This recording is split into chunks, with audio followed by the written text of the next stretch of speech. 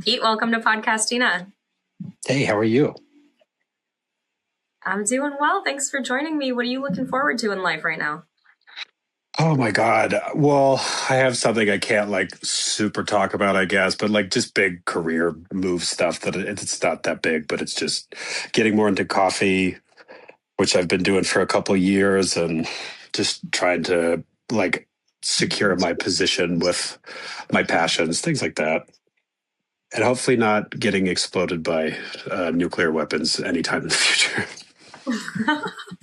I know I was just making the joke that I don't know if I should be worried about all my longevity protocols or if I'm just going to get taken out by AI next week before any of it matters. Well, you're into like fitness and stuff too, right? Yeah, I am, but it's like I think I do it. Not that I don't do it for the long-term health consequences, but I do it so much more for my mental health above everything else, where like I just need the endorphins, I need the serotonin, I need the dopamine hit. And Yeah, just I want to like superficially look a certain type of way. So it's not of necessarily course. because I'm trying to be around forever as much as it's for those other things. I feel like it's just so funny though, like the day in and day out where I've just made a point to like go take care of my physical health. And it took me, God, probably 32 years to like pay attention to my mental health the same way. And so I was just Mm-hmm. actively killing myself while thinking I was keeping myself alive. So like now my fitness is just like, I want to stand up when I'm 80. And Yeah. like, I do same thing superficially. I like to look a certain way, but also like, I'm just like, okay, I can't lift heavy shit anymore. You have to, though. That's what'll keep you standing at 80. I know it's hard. I've been doing glute raises, the like hip thrust things. Holy God in heaven. I have a Hank Hill butt, so I have to build it. You know, it's the biggest muscle in the body is the glute. The butt? I didn't know that. Mm-hmm. I knew the Yeah, biggest bone was the what is it? The femur? Femur. that's Yeah. right. So it makes sense. Yeah. What else have you stumbled on that's helping you with mental health? God, I've done so long in therapy and honestly like being a little bit more connected day to day with trying to just be like grateful for the things that I have. That's like one of the biggest things that I struggle with is like thinking I deserve the things that I have at any given time, and also thinking like I think I'm going to get abandoned or everything that I have is going to go away. And so I think just trying to remember that like nothing is forever in general, and just to be in the moment when I can be and celebrate the victories that I have has been like pretty key. Even though it's so much easier said than done. Well, from what I see, obviously I haven't seen you in person or connected with you in a while, but it's definitely coming across like you've done the work. You have these takes online that are very obviously coming from a place of emotional intelligence. So whatever you're doing, it's been working. Well, I appreciate that. I appreciate you having me on too. It's fun to talk about this stuff. I don't really get to talk about this stuff in my daily life with people, so it's cool when anybody takes an interest.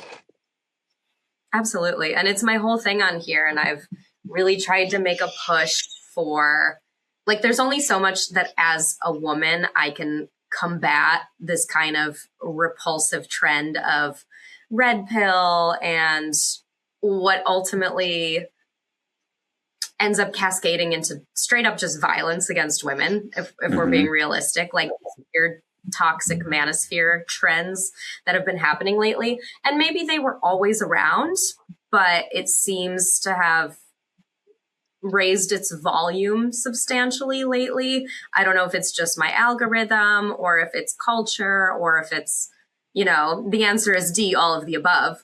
Like, there's just so much going on with negative influences, and it's really easy for like young men to latch onto those things and to bond with people because it's so easy to hate with a group, right? Like it's so easy to bond with Yeah, people over that we hate and over like the what do they call it, common enemy, like Brene Brown calls it like the common enemy effect. It like bonds yeah. people, but I'm trying to fight back on it the best as I can. And I know that like a lot of them are not going to listen to women, but that's why I try to have like male guests who I feel like are publicly embodying what I would deem to be healthy masculinity and trying to be like, no, you got to let go of these ideas. Like, here's what it actually is. Yeah, it's really interesting you say that too, because I just watch it day in and day out kind of metastasize into something that they're a lot more confident in saying. Because I think that they probably just needed like like something to call it, like, and somebody to be confident enough to say it before they did. And now it's just outright. Like I stitched a video the other day of a guy saying that Rihanna got what she deserved. And like, he said, quote, most of you bitches deserve that treatment. And it's like, this is, it's like insane behavior. And the best part is it falls still on the hands and on the shoulders of women who were the ones like throughout history who were basically, carrying the burden of these implications of being less than men anyway.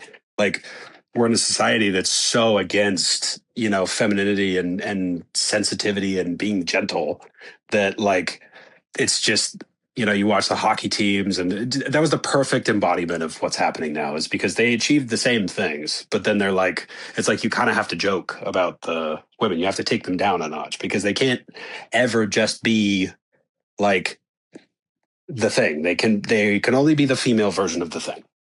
And they're always at fault for men acting out. And it's kind of the same recycled language as like you shouldn't be wearing that if you didn't want to get the treatment. And not only is it fucked up that people are having these ideas, but then they feel comfortable enough to publish it online. Like, what? And they're celebrated for it, like Yeah. widely celebrated for it. And it's just losers to me. And like I hate to say that because I'm like, oh, there's these guys are okay and like they, you can fix them. But like I think the place I come from is like I've been divorced. I have had women mistreat me. I've had issues with my mother. I I don't resonate with any of that. And I'm not saying I'm better than anybody. I'm saying in fact probably the opposite. I think I just realized that like the blame lies with how you process situations and how you're going to move forward. So if you want to be a child your entire life and just blame your problems on women wholesale because of like separate experiences, then that's your prerogative, but it doesn't mean it's right. So I think that's why I hate it so much more. Is like I've been through these things where I've been mad at women, but I've never been like, ugh. I don't know. Have you ever even had to like resist the urge to follow that stuff, or you just kind of No. naturally understand how messed up it is? Yeah, no. I just have never read. I mean, my mom has always been very like good. She's always really good in her like kind of teaching us about feminism, homophobia, like things like this that we were supposed to be like kind of attuned to. And so I think I grew up with a mom who was very, she acted in line with how she was teaching us. So I grew up with a woman I respected, and she was a good role model for me and how I should treat women. And that's not to say that I haven't had times when I've been like a shitty partner or like, but at the same time, like I've never wanted to demonize women as a whole whatsoever. I think that's why I have so much like hatred for these guys. Yeah, it's understandable because it's so frustrating to just be able to see the answer so clearly. And then you're like, where's this cognitive dissonance coming from? How can you guys be experiencing basically the same world you're experiencing, more or less? Like, we're all online, we're all scrolling all the time, we're all kind of in society. There's no one city where it's like, oh, dating is amazing in Salt Lake, dating is Mm-hmm. amazing in Cleveland, but it's horrible in New York and LA and Austin. Like, that's not true. Everybody's Yeah. taking in the same episodes of crap like Love is Blind. Like, we're all seeing the same stuff. We're all having the same complaints. So it's Yeah. not a matter of geographical separation. It's just like these are the times, and every young person is experiencing the difficulty in dating because of paradox of choice due to apps, or of people feeling like everyone is so disposable, or of people just, on the opposite end of it, committing to partners that are maybe less than what they know they deserve, that are not ready for relationships, or in those relationships and spilling their personality disorders onto the other person. We have like such a spectrum of disorder on both ends of like single people and people in relationships, that it's not just like this isolated issue. Yeah, and we don't live in a progressive society as much as I would like to say otherwise, like we do live in a society, and I mean, like we live in an anti-intellectual society now, where it's just we're so susceptible to the idea that like we can revert to the past and start to scapegoat things very easily. So like over the last, 10 years, like 12 years, we've watched like basically the culture switch to, you know, the kind of thing that wins Donald Trump an election, and the first popular vote win for a Republican in decades, and it just is like it's because people really embody these beliefs that he's espousing and spitting out, and they feel mad at this Borg of like woke society, but then this blanket like umbrella of woke society has started to take anything that to me is like empathetic, gentle, like balks against things that are maybe like socially inappropriate. And then it's like, I'm going to do that just because I'm contrarian. And that's it. To me, it's like, it's not you're not embodying any beliefs. You're mad and you're contrarian. That's it. Like none of it has any substance to me. So I think that they're just like, I wish I had a better take and like I could win these dudes over, but I just think they're fucking stupid. And like I'm just sick of hearing them talk. So it's just, I know so many more women who get mistreated by men than men who get mistreated by women. And I can speak for myself with that too, where I've been in situations where like I've been the one who sucked and the woman was the one who was way better than me. And I was just not at a place in my life to accept that. Yeah, I'm glad that you pointed that out because I'm certainly not in the camp of all men, nor am I in the camp of all women are correct all the time. Like Sure. mental illness and personality disorders and just general like sociopathy or just like not caring about people, that's a genderless thing. Like there's Yeah. people all over the world in every culture and every gender certainly that are going to be crappy partners. The issue is that like women were victimized for much longer and are still kind of crawling out of a hole, but because we've crawled out of certain holes and risen above and are like in general graduating more from college and making money and not having to like depend on men for finances, I think that that was probably the beginning of this big shift of there's standards in dating now, but if you can meet them, if you can be like a kind person, it's easy to overcome. It's not about like, I know so many men who aren't necessarily in the best place financially or aren't necessarily conventionally attractive who are in loving, beautiful relationships.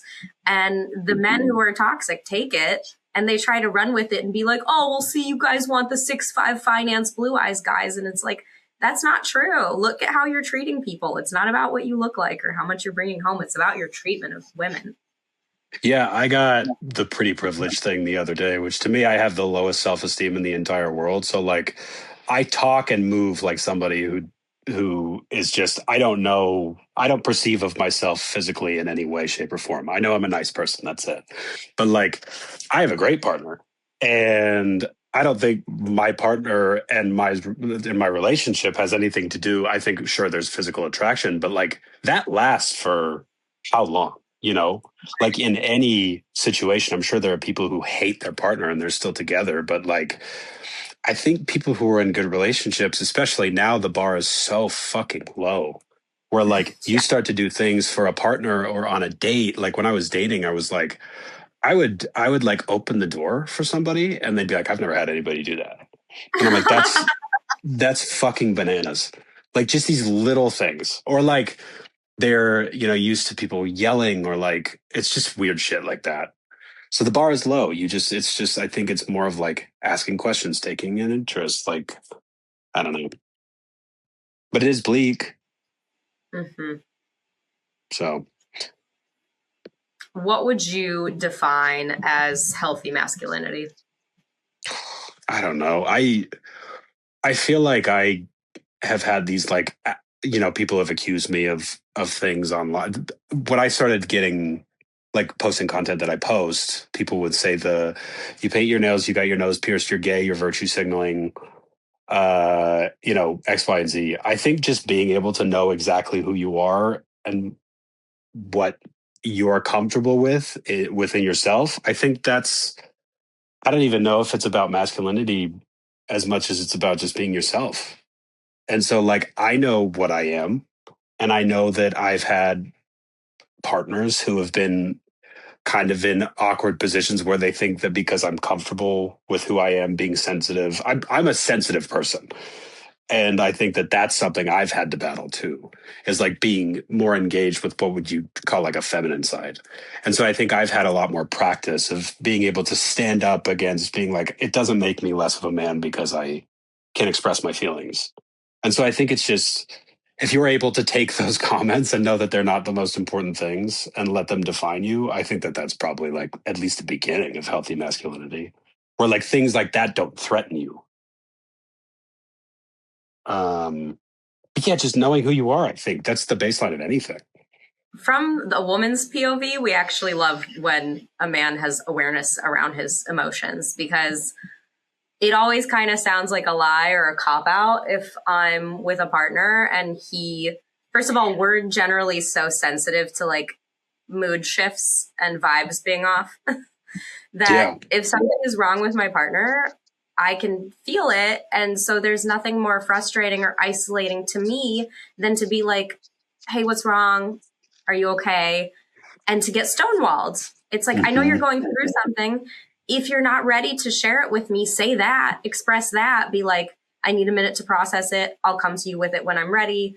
But to just blatantly deny that something is off and be like, I'm fine, and then choke on it and swallow it, and then it's gonna come out. It's gonna Yep. come out one way or the other. So like there's nothing I appreciate more than coming across men who not only are expressive and sensitive, but like trust me with that sensitivity and those feelings and are able to be embodied is like my favorite word, I think, like for myself and for everybody else. I think it's so important to be embodied emotionally and physically and to have awareness of like what's going on in here, what the fuck is Yeah. happening in here. Yeah, well, I think the word provide is a very big word that people like to use who are on like the spectrum of like red pill logic. Oh, a man is supposed to provide for a woman. And I'm like, okay, yeah, sure. But a man should provide safety and security through emotional wellness and well-being and be fully in, in contact with who he is and be able to communicate that. Because then also, like, I think that's provision. Both parties should provide. If you're doing like if your sole purpose and all you're reducing yourself to is to provide financially and keep them safe, which a lot of them, use their like intense buried like violence and anger to say that they're going to protect you, but it's like from what? From dudes, from other dudes. You know what I mean? Like it's from you. And like, I don't know. Yeah, I think provision and being a good partner and being a healthy man has a lot to do with just knowing who you are and not spreading that like kind of like, I don't know, that toxicity of just like, I'm a man, I don't talk, I don't express, you do that. Because then it also teaches your partner for however long you guys are together that, men don't do that. And then when that person gets into a healthy relationship, which I've seen this several times, I've experienced it. You get into a healthy situation, and because I'm the way that I am, not because I'm fantastic, but because I verbalize my feelings, they think there's something wrong with that. They're like, oh, I don't know how to handle this. So it's like it creates a whole nother boondoggle. So you're just continuing these weird cycles. Yeah, you're right on the dot with that. And on top of that, part of the like what you were saying about protection, part of me feeling protected, not just in the physical aspect of like we're in a house together and I hear a noise downstairs. I would prefer you go check it out instead of sending me. Sure. Like there's that part of it which to me Yeah. conveys healthy masculinity if we're just going by physical standards and roping that in, and it's not a factor. However, for me to feel safe and protected, I need to feel like I'm able to also be emotional with you. Yeah, I think it's important to be able to, because I think also like the sensitivity aspect, men are so fucking sensitive. And like you can tell they don't know how to handle emotions because when they get criticism, they get fucking pissed. And like that was something I had to learn how to do, was just like a criticism is not like a shot to the bow. It's just a thing that you should fix or that you should meet a partner on halfway, or anybody. It's something that like you have something that doesn't jive with somebody, so you should probably address it. And like the amount of times I've heard, oh, I would tell, my ex something and he would just fucking flip out. And so it's like now you're also teaching that person that like even asking you questions is not safe. So it's just like it's provision of safety, protection because you know that you can talk. But yeah, you're right. It's like silencing people effectively. It is. I wonder what it is. Is it like the ego thing? Is it sensitivity?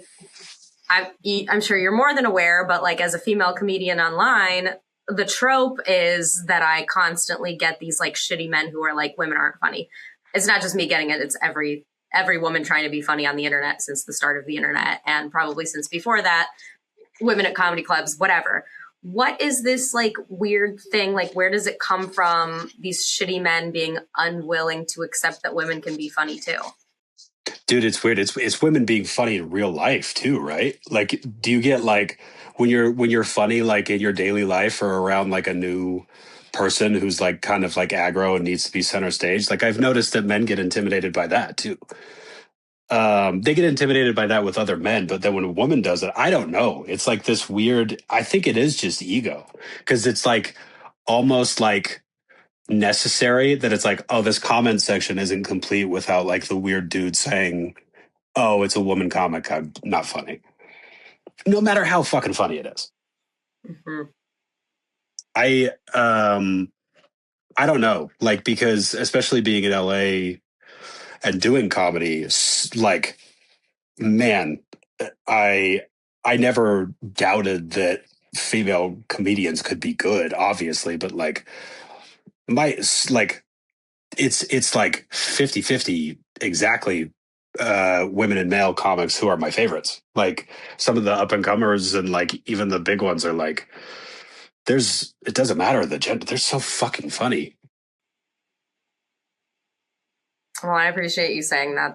It's definitely, it's never coming from anyone whose criticism I would care about or Yeah. want, or, I've been doing it long enough that like none of it gets to me. It's just frustrating that it's so cliche and it happens over and over again. And that's almost more annoying than the comment itself is like, come up with something original for a change.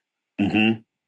Yeah, I mean, I feel like people almost recycle it now because they feel intimidated. I think it's an intimidation thing that for some reason they internalize it and they see a woman taking center stage and they think that's wrong. But I don't really know because, like, I get it in, like, not to like superimpose myself on this thing, but like, I get it no matter the point that I make, no matter how salient the argument, painted nails, pierced nose, tattooed neck. They always have to, no argument, no anything. It's just like, but like, what? It's the same thing. It just is like you guys have to deal with it on a level where it's like you can't escape it. I could literally take these things off, and you know, Is that what's been like some of the most insane feedback that you see a lot? Because you've gotten pretty big on social, so I'm guessing there's probably like a common undercurrent of shitty men commenting on mm-hmm. things. It's just so much like pejorative use of the word gay. Mm-hmm. I have not had like substantive argument to any of the things that I'm saying, and I know that there are arguments to the things that I'm saying. So, like, if somebody wanted to like actually debate, I would do it. But it's just so much like homophobia, hatred for anything feminine, hatred for anything that represents something that scares them, but they can't admit that it scares them. But it just comes out as like your voice is gay, and I'm like, what? Like they'll call anything and everything gay to discredit the things that you're saying. That's like literally, or I got a death threat after Charlie Kirk. That was hilarious. Oh I yeah, think I I got a got few of those for making those jokes too, but I couldn't help myself. yeah, same. I lost my last coffee spot because of the Charlie Kirk thing, but I was like, worth it. I don't want a fucking landlord who likes Charlie Kirk. Oh wow! Oh my Yeah, it gosh, was crazy, crazy. dude. Yeah. What's the craziest thing you've gotten? Like, have you? I assume that if you tell jokes and like go more, because I think for me, I have the benefit of being a man, so most people won't go after me. I think women are more so like the the female creators I know who do the stuff that I do, I think they get like, they'll get like rape fantasy stuff in their DMs. They'll get like insane unhinged stuff. One woman I know had her door kicked in. Wow. She got fully doxxed, like had to move states, shit like that. And like, I've never had to really fear for my life, knock on wood. Yeah, that's really scary. And I'm lucky that it hasn't ever come to that. I've not hit like levels of virality like that. So usually when I'm getting piled on, restricting the comments will be enough. Um, should I ever get doxxed? Like, God forbid. I mean, I am pro, liberal as I am, I'm very pro Second Amendment. So But the internet should know that. yeah. Anyone watching this getting mad should be well aware that I have very good aim. Have you had anybody at a show get mad at you? No, I've never had anyone at a show get mad at me, but I don't tell any kind of politically charged jokes, really. I mean, I have quite a bit of material that is like men versus women type stuff, but it's nothing that anybody could get mad about like that. I mean, I've had people, I just did a show the other night where like this couple in the front just decided, and it was like clearly the guy, he was sitting there with his arms crossed like this, right? The whole time, because the host brought me up saying I was from LA and the show was in Austin. And I remember when I first used to come out here to visit and I would get brought up like that I was visiting from LA. I then had to like dig myself out of a hole because there's just certain things here that people like don't want to hear that you're from California or LA. Yeah. And I've had to like dig myself out. And the only way to turn it around sometimes is to like start shitting on LA, like up top in the set. So unfortunately, there's that thing sometimes where someone like decides something about me. And, you know, this guy just was actively trying to be upset and frustrated during my set and to not enjoy it and to make sure that I saw that he wasn't enjoying it. And it's so silly because my like first joke is like a gun joke. Oh, yeah. So I don't know. Jesus, that's so crazy. Yeah, it's weird how polarized people get on even stuff like that, which also is funny that people think that Gavin Newsom could win an election. I don't think they realize how much people hate California outside of California. Like, it is really strange. Like, I did a show in Vegas and same thing. I got introduced as somebody, you know, they were like, oh, he's coming from LA, blah, blah, blah. And like instant, like crowd hated me. And like I looked like an LA.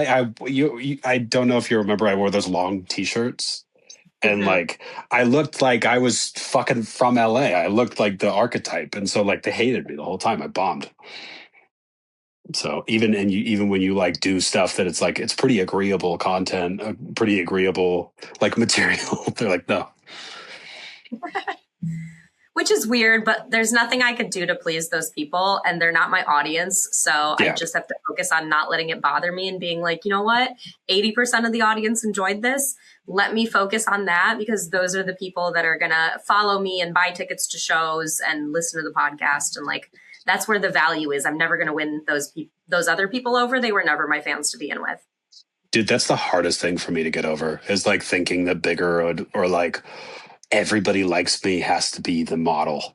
You know what I mean? That's like my biggest struggle. And it was my biggest struggle in comedy. And it's my biggest struggle with doing anything, coffee, food, making videos. It sucks. It's the hardest thing to do. Like, especially when you start doing comedy, like, I don't know why you got into comedy.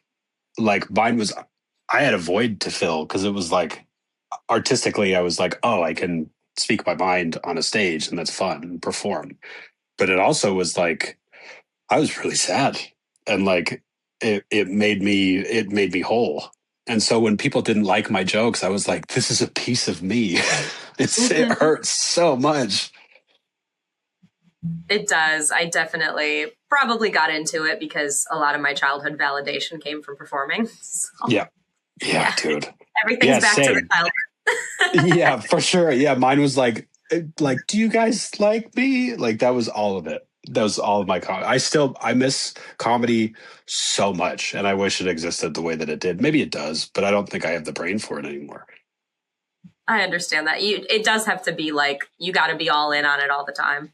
Yeah, that's the way that I like to do it. I never understood people who did it. Like you said, you moved to Austin to to do it the way that you were doing it in LA, or just like admit that you would have to do it as a hobby in LA because it's not available the same way.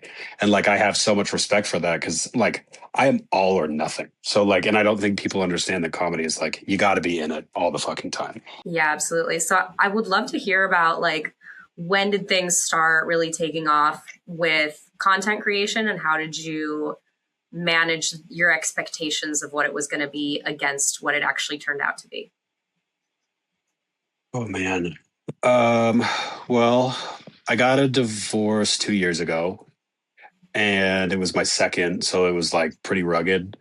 And then I Mm. immediately jumped into a relationship with somebody. It was the first person who showed me validation because my marriage was so bad. And like my ex-wife, not to like throw anybody under the bus, but she was very checked out. And I was really trying, and I think she was just done and couldn't admit that she was done. So it hurt extra bad because I was like, oh, I thought we were in this together. And then I like had carryover from that, jumped into something that I shouldn't. That thing was pretty bad. And then I think I got out and didn't really have anywhere to go. So I just started filming jokes. It was just bad dating stories and just being just being real, like just saying the things that I would say. And none of it was political, funny enough. And like maybe sometimes, but then yeah, like I just started to get feedback on it. And then it grew and then it grew and then it grew exponentially over the course of like 5 or 6 months, which gave me a really false sense of security because I was like, oh, it's going to be like this forever. And so you barrel into 100K. And then it's like the videos kind of start to go like the algorithm starts to block you. So like the expectations part, I'm still learning how to manage because it's like my expectation for myself now is like everything needs to be fucking viral. Um, but it's not. And I think it's like you can only come up with content or like a banger joke, same thing. Like so often. And so, man, over the course of like 5 months, I went from like 4,000 to like 120,000. Wow, And like, I had started my coffee cart and people were coming from out of state to visit me at the coffee cart. that's cool. And so I never have let it kind of, nothing has changed except for like if anything, I think my self esteem has gotten lower because I've Oh had no. to, you know, the expectations are now that I have to be up here all the time. And so I see people, I have a hard time accepting the love, I guess. So, but to answer your question, I think it just like it happens so fucking quick. And now I'm in a position where I just really have to be strategic about what I want to say because I want to say things that are important. So, while also still being funny, and I think keeping the levity in things is important. But yeah, I don't know. Like the more you think that it's going to make you happy, it doesn't. So it's Yeah. just learning the wins, taking the wins because I have so many is like it changed my career overnight. It was everything. But yeah, it's still so scary because I'm afraid it's going to go away tomorrow. Well, in the meantime, I'm so glad you're leveraging it to drive home points that need to be heard. I'm glad you did take a swing and go more political with stuff. Yeah, I gained a lot of followers from it who I think it makes me feel like I'm not crazy too because it served the purpose of like, is the world fucking going to hell? And then like you can actually resonate. I do have a really great audience of people who are very active and very engaged. And I do gain followers steadily and people who agree with me and really like random celebrities will like or comment on my stuff or follow me. And that's like it's validating. It's really fun to know that like at least there's people in the right direction and that mostly I think people are still good. I like being reminded of that. So it's helped me do that personally. So it needs to just be for myself. And once it's for myself, I think the expectation is a little bit easier to follow just to stay kind of grounded. But yeah, it's fucked my head up a little bit. Well, it's a good way of looking at it that it's a reminder that there's people in the world that agree with you and that we are all in the same boat of like, this is not okay, right? Like, can we look around and talk about how not okay this is? And like, what are we doing? Have we given up? Are we still fighting? What's happening? Yeah, putting a voice to it is really important because like I think you put yourself in a bubble really fast too, where like you don't really see people who are outside of it. You know what really fucked me up was the election because I was like, I didn't think Kamala was going to win, but I also didn't think she was going to get like. I think I saw the writing on the wall, especially after she started touring with Liz Cheney. But I was like, you know what I mean? I was like, oh fuck. But I was like, no, he can't win again. You know what I mean? Like it really fucked me up. And I think part of me was really gunning for like, not because I wanted her, but just because I didn't want this so badly that I was like, no, people don't like him that much. And seeing that turnout, I was like, oh my God. So it was really like, it took the wind out of me. So it helped to have a place to like air it out too. Yeah, I don't even remember what I thought my expectations were. Like it didn't feel good going into it, and it felt like I was like reticent to even support her either because the way that it was all done so last minute just felt so forced and not in line with like what people actually wanted. And so that's not helpful either, is that it does start to feel like it's all bullshit, right? Like on both Yeah. sides. I'm like, oh my God, I don't know who to support because like what are we going to take more of the same? The same's been pretty terrible too. Like So bad. my only sliver of hope is that things are getting so bad now that if we hit rock bottom, which it feels like we are, perhaps things will actually get rebuilt that way. That's the only thing that could like come out of all of this that would have any positivity, is that like the system in place did need to collapse. Yeah.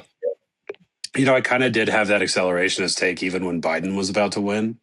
I was like, maybe we let Trump do 2020 to 2024 because I don't know if he has enough power to do what he's doing now, Right. which it would be like maybe we can watch him tank and like all the things wouldn't be as bad. But then even then, like it was COVID, it was like it would have been so bad. It still would have been so bad because like the 2020 to 2024 was fucking bad, and like. But I'm like, oh, it's so much better. Like I didn't have to. I don't know. Aside from the Gaza thing, I was still screaming from the fucking rooftops about Gaza when that happened. And people were like, where were you when Biden? I was like, I was right there. I hated Biden too. I don't hate him as much as Trump. But like you're Ukrainian, right? Yeah. Yeah. So I mean you've watched, these seasons of these proxy wars and things where it's like global affairs have not been fun for the last little while. And I think it's like can I ask you, is your family Jewish? They are, yeah, but I have different takes than they do.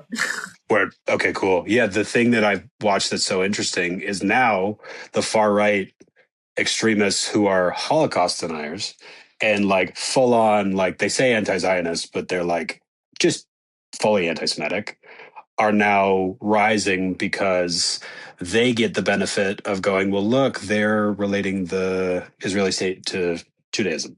So now there's a full on like pro Holocaust sentiment rising because of the events of the last 2 or 3 years. So it's like we are fully reversing into where people are like siding with what Hitler was doing and like recycling this like pro Hitler propaganda of like the scrolls of the elders of Zion and like saying that like the numbers were inflated. It's just crazy shit like that is happening now. And it's all being rewarded. I know it's spun so far out of control that it's easy to see where conspiracy theorists are coming from with like the wild shit that they're putting out, because I'm like, Mm-hmm. I don't know. Anything could be true at this point. Like, what the hell do I Yeah. know?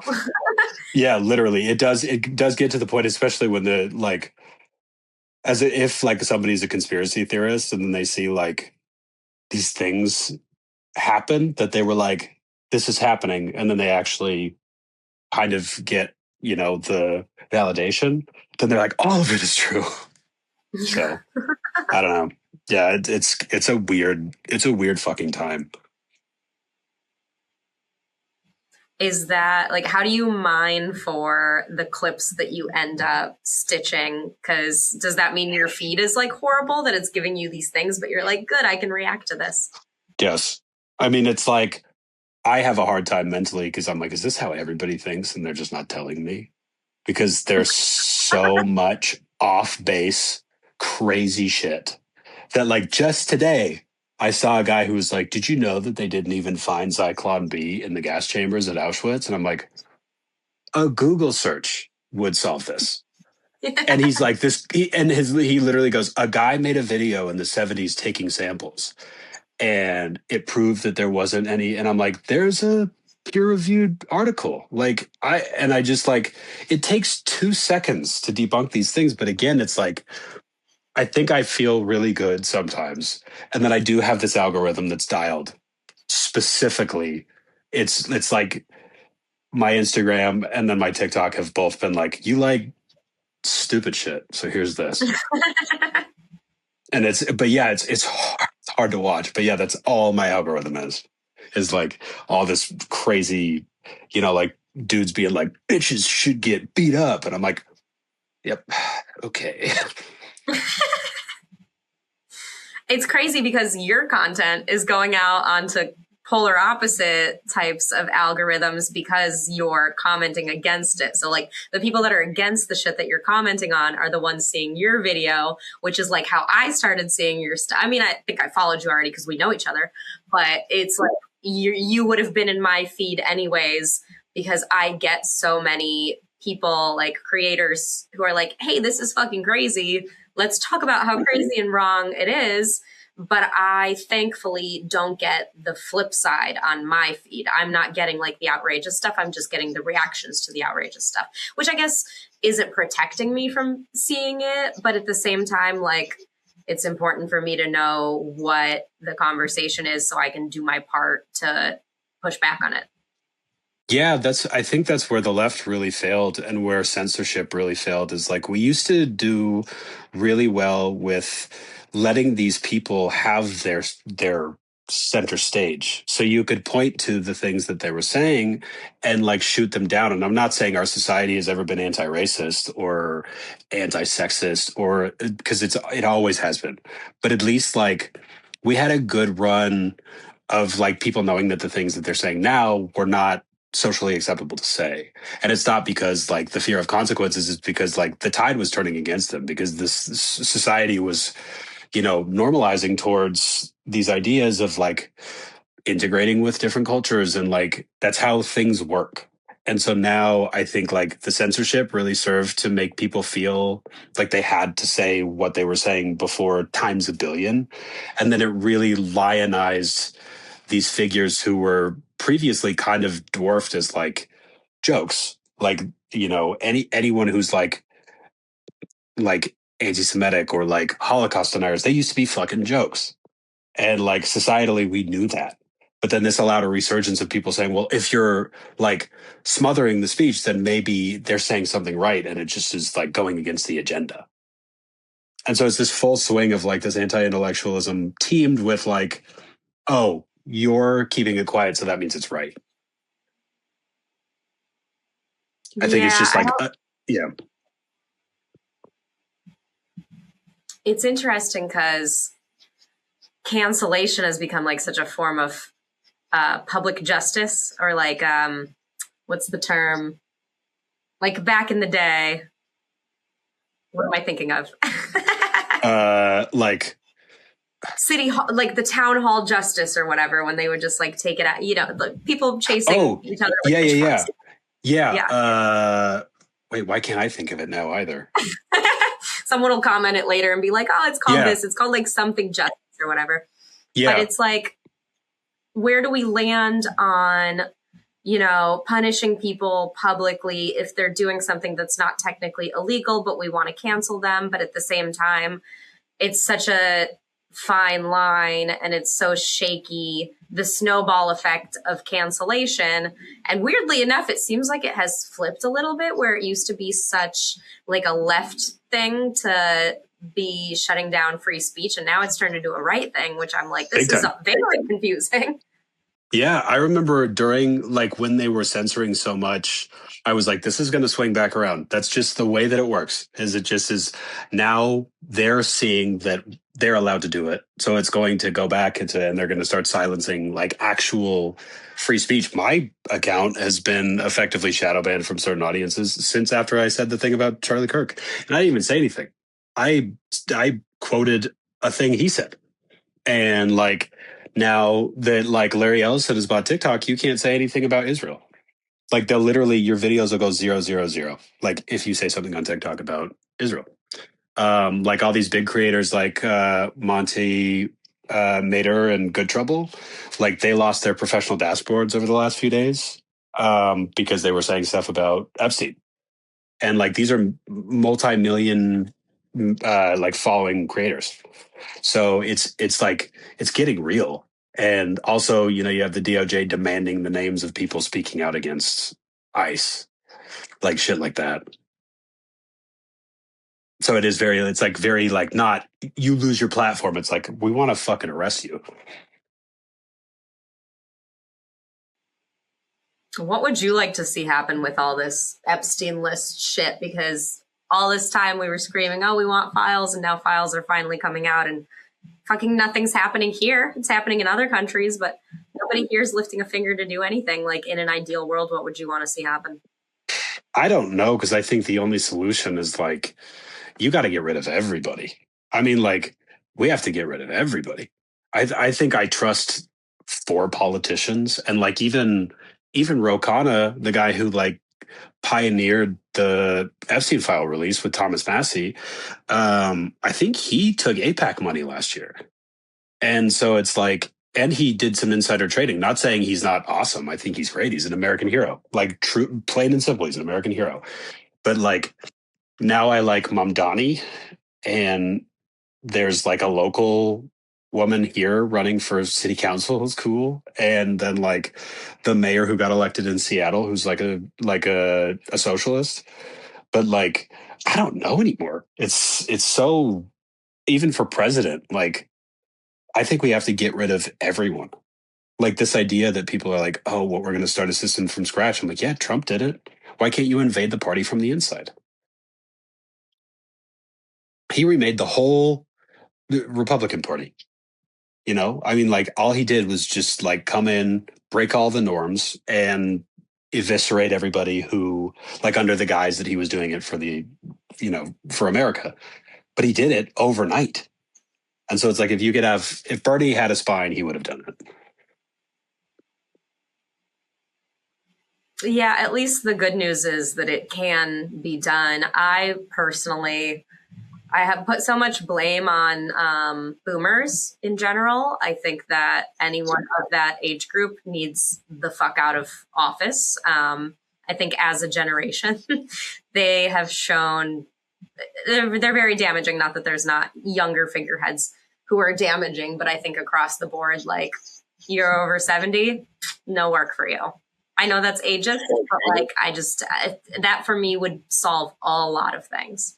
Yeah, it's no, it's so true because they live in this like wonder world of having this multi-billion-dollar retirement home. Like none of them go home. They hang out, you know, in these buildings in Washington. They get haircuts there. They like have their friends. They get free food. Like they're they're tenured and have like amazing salaries and like they don't have to leave. So it's a cushy job and they don't feel they have to phone it in every day. And then they still believe the same shit that they believed in 1960. So, you know, it's not doing anything. And so yeah, I think the idea that we have to kind of but yeah, I mean at the very least prosecution, right?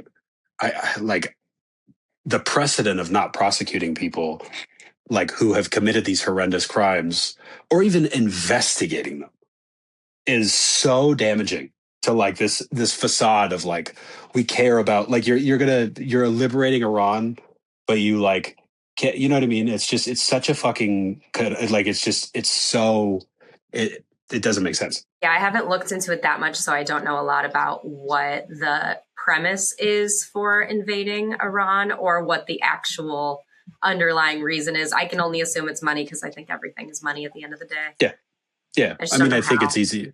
Yeah, it's just it's easy to realize that it's a blueprint of the same wars, and we're fighting it on behalf of Israel because Netanyahu wants to expand into the region. He's wanted it since 1991, and so we act on his behalf, and also we see it as a win because then we get you know maximum control of the Middle East, particularly with oil. But the idea that you can go in and swiftly take down a country of 90 million people with no regional implications is so like the hubris of that is insane. So it's just, and I mean, I love history. History was what I studied in school. So like, that's like the thing that I'm like, we've seen this movie before. Over and over and over again, we've seen this movie. But people are like, we're going to win. I'm like, we haven't won a war since 1945. Yeah. I there were some family members or like friends of my family that were trying to argue with me about Gaza and Israel when I was home just like 2 weeks ago. And my argument to them is always, first of all, hey, nobody's solved this in 70 years if you think we're going to solve it here at this table. If you think you can sit there and tell me that I'm wrong and that my generation is brainwashed, this, that, and the other, and you think you have the answer, like, let's stop there. And then my thing is, they just go, oh, well, these kids, they grow up and they end up hating Jews. And I go, yeah, I would too. I would too. What better way is there to radicalize people than to kill their family in front of them? Mm-hmm. What do you think is going to happen if they just keep going Yeah. back and forth? Yeah, it's the same in the Middle East. Why do they hate Americans? It's because we've been in their skies dropping bombs since the fucking 50s. Like, are you out of your mind? Like, these generations have grown up watching us kill their parents, their grandparents, their kids, their grandkids. Like, what do you think is going to happen? And then you take out their leaders, and then it's like you've never allowed them to grow into a state. And when they do, like, the only reason they grew into a state that they grew into is, because you took out their leaders. Yeah, it's so fucking bananas to me that the older generations don't see it too. I do think younger people, for the most part, see it. And even though the powers that be are trying so hard to actually restrict our access to information, we're finding ways around it. And people are so clever, especially on TikTok. They find ways to like come up with kitschy little names or like change the spelling so that the algorithm doesn't catch the things that they're trying to ban. And that I will say like gives me so much hope that there's this absolute like not just desire, but there's this responsibility that creators feel to make sure that information gets out no matter what kind of hoops they have to jump through to deliver it. Yeah, Minnesota was very heartening to me. Like to see the amount of like energy that people put into actually putting up resistance against ICE was really cool. And like how much of a thorn in the side of like the administration it was to the point where they had to address it. But it's like, the only reason things get addressed on mainstream media now is if they get viral. And but people make sure to do that. Like we wouldn't have heard about, any of the shootings there unless they didn't go viral first. So it's same thing. Like I'm with you where it is very heartening to see these things where it's like, thank God, at least people are still like making an effort because I do think we have a lot of people who really care. That's what I've learned too. And like even seeing like big people, like Sarah Silverman followed me a couple of weeks, not to name drop, but I was like, that's cool. Like somebody who's like, could just tune the fuck out and doesn't. It's nice. She constantly reposts stuff. People like who have these they could just retire and do nothing. It's a silver lining, that's for sure. Yeah, big time. Well, unrelated to politics, what have you learned about like kind of taking the success on social media and parlaying it into something more tangible? I think I've just gotten lucky because I had a skill set that I could kind of like I'm not a person who would ever take money for doing the things that I'm doing other than if I could provide some kind of good. Um Not saying it's wrong. I know people do this as a job, but like man, it's so powerful to just be like a nice fucking person in a time where people are nice and then like if you provide something that like they want anyway, which is for me it's cookies and coffee, like they're going to support it because they want to support something that's real. Like everything is so automated and like cold and like especially in the world of coffee and food, like people just want to connect, you know what I mean? Like so I've learned that I think if you have something that resonates, it's like I don't know. I think you can create at least some kind of community. You can like if you still look at the world through the lens of like my job at baseline as a human is to try and be better to make sure I don't make people's lives worse, you know, then I think everything else falls in place. I love that so much. That's a beautiful place to wrap it up. Pete, if people want to learn more about what you're doing or support your businesses, where should they go? So I'm on Instagram. It's just Pete Souvall, Petesouvall, and I roast racists and sexist and homophobes and talk shit. And then I make coffee, and my coffee brand is called Nervous Coffee. And I do pastries and coffee, and I have a Patreon where I have a Cookie of the Month club, and I send out cookies all through the U.S. That's so cool. Well, thank you so much for talking to me today. Thank you for what you're doing online. Never stop. Thanks for having me on, Galena. It was really nice to talk to you. Absolutely. You too. And thank you, everybody, for listening. Bye.